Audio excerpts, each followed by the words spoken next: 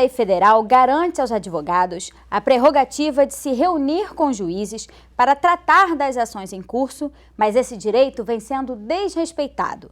Para falar sobre esse assunto, o Alerj Entrevista de hoje recebe o deputado Bruno Dauaire.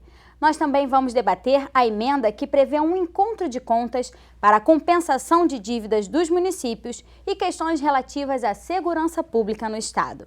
Deputado, muito obrigada pela sua participação aqui no Alerj Entrevista. É um prazer novamente estar aqui ao seu lado, Natália, dos telespectadores, para falar um pouquinho sobre esses três temas importantíssimos que está tramitando aqui na Alerj, que estão tramitando na Alerj, e falar um pouquinho desse início de conversa nossa a respeito das prerrogativas. A gente entrou com um projeto de lei, embora a gente já saiba que existe uma lei federal que já regula as prerrogativas no seu artigo 6º e 7º, é uma lei federal conhecida como Estatuto da Advocacia. Mas, como você bem colocou, infelizmente ainda existe um desconhecimento em relação às prerrogativas dos advogados, sobretudo a população, que desconhece as razões e as prerrogativas dos advogados, e os advogados, a própria classe ainda tem dificuldade de conhecer na sua íntegra as prerrogativas. E essa foi a preocupação nossa, por isso que a gente entrou com esse projeto de lei, para dar mais publicidade a essas prerrogativas, só que a gente observou que uma prerrogativa era uma prerrogativa que estava sendo muito desrespeitada, uma prerrogativa que a gente tinha sido muito demandado, que é em relação ao acesso ao magistrado. Como nós sabemos, a prerrogativa é um conjunto de direitos que fazem com que o próprio advogado tenha mais autonomia e independência na hora de exercer a sua função. O advogado hoje, ele está entre o aparelho coercitivo do Estado e a população. Ele é esse interlocutor entre esses dois agentes, e a gente respaldar ainda mais o advogado e quebrar essa cultura ainda de alguns magistrados não receberem esses advogados é a intenção do nosso projeto. É porque esse projeto, ele prevê que nas salas de espera, nas salas de audiência, nas varas, seja colocado exatamente o texto da lei, que diz, eu vou repetir aqui, cartórios, sala de esperas, de audiência de todas as varas e juizados devem ter os cartazes com os dizeres. É direito de todo advogado dirigir-se diretamente aos magistrados, nas salas e gabinetes de trabalho, independentemente de horário previamente marcado ou outra condição devendo ser observada a ordem de chegada. E isso, na verdade, não é só um direito do advogado, mas é da população que é diretamente interessada no resultado dessas ações. Sem sombra de dúvidas. O que a gente quis fazer também é humanizar essa relação entre o magistrado e o advogado. A gente no interior, sobretudo no interior, a gente tem algumas comarcas que são comarcas de vara única. E muitas vezes o advogado, receoso de ter alguma ação que desagrade o próprio magistrado, fica acanhado de exercer a sua própria prerrogativa. E esse projeto vai ao encontro disso também, para que a gente possa ajudar os advogados do interior também a ter essa prerrogativa reforçada, afixada nos murais dos tribunais, para que também os juízes possam ver e, quem sabe, mudar esse paradigma, mudar essa cultura, que é a cultura de alguns. Realmente há avanços nas questões em relação às prerrogativas, mas ainda há muito a avançar. E o que a gente quer aqui é tornar isso público, dar publicidade a essa regra, que não foi o deputado Bruno Dauaire que inventou, está no próprio estatuto, está na própria lei federal. O que a gente fez foi dar publicidade a ele e deixar estampada onde os advogados têm acesso, para que os próprios advogados tenham noção que eles possuem esse tipo de prerrogativa para ter um acesso direto ao magistrado. E, deputado, por que o juiz se recusa a receber um determinado advogado? Por que isso acontece, como o senhor disse, por exemplo, muito nas varas de municípios do interior? Olha, na verdade, isso é uma cultura, Isso é uma cultura. Na verdade, essa prerrogativa, esse estatuto foi feito em 94, Foi feito em 94. Os juízes, eles têm dificuldade, eu acho que pelo volume de processos que existem nas varas. Porque muitos deles são aquele é o único juiz daquele local. E eles passam a julgar processos cíveis, processos criminais, e a gente entende essa grande demanda que o judiciário tem hoje. Inclusive, o judiciário do Estado do Rio de Janeiro é o quinto que mais demora para prolatar suas sentenças, é o quinto que mais demora para poder respaldar o cidadão que precisa da jurisdição, do poder jurisdicional do próprio magistrado, da própria justiça. E a gente tenta, nesse sentido, fazer com que o magistrado possa entender também que humanizar a relação com o próprio advogado é um ponto positivo, inclusive na celeridade dos processos. Um advogado, ajuda a resolver, né? Sem sombra de dúvida, o advogado que vai lá e consegue ser atendido diretamente pelo magistrado, que não tem nenhum tipo de receio de sofrer algum tipo de sanção por causa disso, ele vai ter uma relação muito mais harmoniosa entre o cliente e a própria justiça, porque o advogado hoje sofre uma pressão muito grande. Como eu disse, ele é o agente que está entre o aparelho coercitivo do Estado e o cidadão. Ele é o agente que está ali justamente para efetivar aquele direito que o cidadão tanto pleiteia. E na base de tudo, a gente vê que o cidadão ainda carece demais desse respaldo.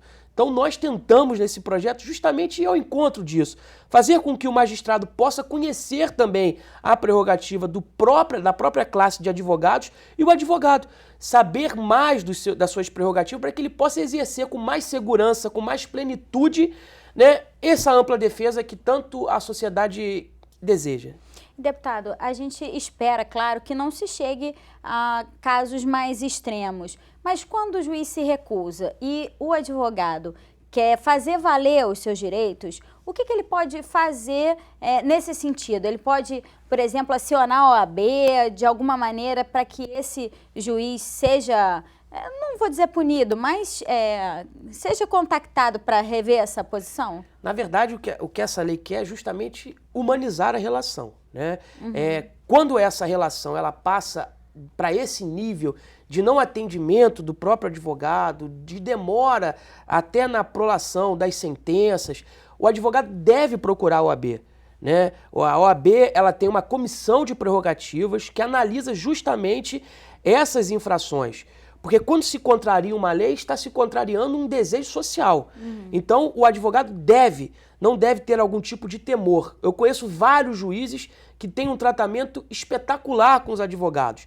Mas o que moveu a gente a entrar com esse projeto de lei é justamente alguns juízes que ainda têm dificuldade de encarar essa relação equânime, essa relação de igualdade entre todos os agentes que compõem a justiça. A própria Constituição diz que o advogado ele é indispensável à justiça. E há uma relação de igualdade entre promotor e entre juiz. E essa lei vai ao encontro também para todos os advogados, sejam públicos ou privados, independente de ser defensor, independente de ser procurador, eles são advogados. Então essa lei abrange os advogados públicos e privados também. E de que maneira a OAB está dando suporte a essa lei do senhor, ajudando a fazer essa divulgação? Olha, quando eu apresentei esse projeto ao presidente Felipe Santa Cruz e ao Bandeira, que é o presidente da comissão de prerrogativas da OAB, embora seja um projeto simples, que apenas obrigue a publicidade nos cartórios e nas varas, nas salas de audiência, eles ficaram muito satisfeitos porque é uma demanda que o advogado tem feito à OAB. Justamente esse acesso direto, essa relação mais humana entre o advogado e o magistrado, né? A comissão, a OAB aqui do Rio de Janeiro tem uma comissão fortíssima que debate esses assuntos. Nós firmamos uma parceria entre o nosso mandato e a OAB e a gente, a partir de agora, a partir desse projeto de lei, vai passar a se reunir com certa frequência para elaborarmos outros projetos de lei que vai ao encontro do desejo do advogado em ter uma relação mais humana com a própria justiça. Deputado, agora vamos passar para um outro tema também importante que foi discutido aqui na casa, que é a questão da compensação, né, de dívidas do Estado com empresas, por exemplo, concessionárias, permissionárias, autorizatárias, aquelas que prestam algum serviço público, né, como o fornecimento de energia elétrica, esse tipo de serviço. E quando o Estado tem alguma dívida com essas empresas, essa lei, que agora já foi, né, sancionada, prevê que essas dívidas possam ser compensadas através de créditos do ICMS que as empresas devem para o Estado. Isso nesse momento de crise financeira, né, muito significativa aqui no Rio de Janeiro, é uma forma também de tentar equacionar essas contas. E o senhor e o deputado Luiz Paulo propuseram uma emenda que os senhores chamam de encontro de contas, né, que na verdade vai beneficiar os municípios. Como é que isso seria feito? Olha, Esse projeto de lei enviado pelo Executivo, que prevê a compensação desses créditos com as dívidas em relação às concessionárias, é um mecanismo que o governo achou para poder aliviar um pouco a questão do caixa, porque as dívidas estavam se acumulando e eles não tinham como pagar. Então, se não fizesse um mecanismo nesse sentido, a gente teria cortes de luz, né? Então, o governo mandou esse projeto para casa, como você disse. Eu e o deputado Luiz Paulo pensamos de que maneira poderíamos ajudar os municípios que também passam por uma situação muito parecida com o Estado ou até pior, né? Porque o município ele não tem, por exemplo, vou fazer aqui uma relação aos municípios produtores de petróleo do norte fluminense. Municípios que estão com os seus serviços básicos de saúde sem funcionar, prefeituras que estão trabalhando em meio expediente, servidores e terceirizados sem receber. Então, assim, o que a gente tentou fazer foi estender esse mecanismo também para os municípios. Infelizmente, o governo não entendeu que essa fosse uma ação que pudesse beneficiar os municípios e vetou o nosso projeto, a nossa emenda. Acontece que a emenda retornou, né, naquela votação dos vetos, e nós derrubamos o veto e essa emenda passou a estar inserida dentro do projeto, dentro da lei, né, que já deixou de ser projeto. O que a gente quer é o seguinte, olha, município, você que tem aí crédito com o Estado em virtude do atraso dos repasses condicionais, você agora pode procurar o Estado, procure o governo e diga o seguinte, olha, o senhor me deve X e eu preciso receber esse repasse. Só que eu vi que realmente tem uma lei aprovada na LERJ que faz com que a gente possa compensar esse ICMS. Eu queria que essa lei fosse estendida para a gente e a gente fizesse essa compensação. Então, seria um encontro de contas entre o município e o Estado. Primeiro, para saber qual débito que está se discutindo e qual o valor desse débito. A partir daí, esse débito seria discutido entre o Estado e as próprias concessionárias, permissionárias de serviço público. Porque os municípios também devem para essas empresas, né? Ou devem ou não devem e podem ter um abatimento, um alívio de caixa nesse momento de crise. Das que contas pode ajudar a voltar aos serviços básicos de saúde. Eu vou dar um exemplo, o município de São João da Barra fechou o único hospital que tinha. Os servidores do hospital foram todos mandados embora. Então, há uma necessidade imensa de ajudarmos os municípios a sair dessa crise. E o papel do Estado não pode ser um papel individualista nesse sentido. Nós temos que ajudar os municípios a sair dessa crise que no ano de 2017 tende a piorar. Então a gente pede que o governador e toda a equipe do governador possa regulamentar essa emenda, trazer e chamar os próprios prefeitos eleitos que vão assumir a partir de janeiro para que possam fazer esse encontro de contas e começar aí o ano ou passar o Natal aliviando o caixa desses municípios. Deputada, a gente vai fazer um pequeno intervalo e volta falando sobre esse assunto no próximo bloco. É só um minutinho, a gente volta já já.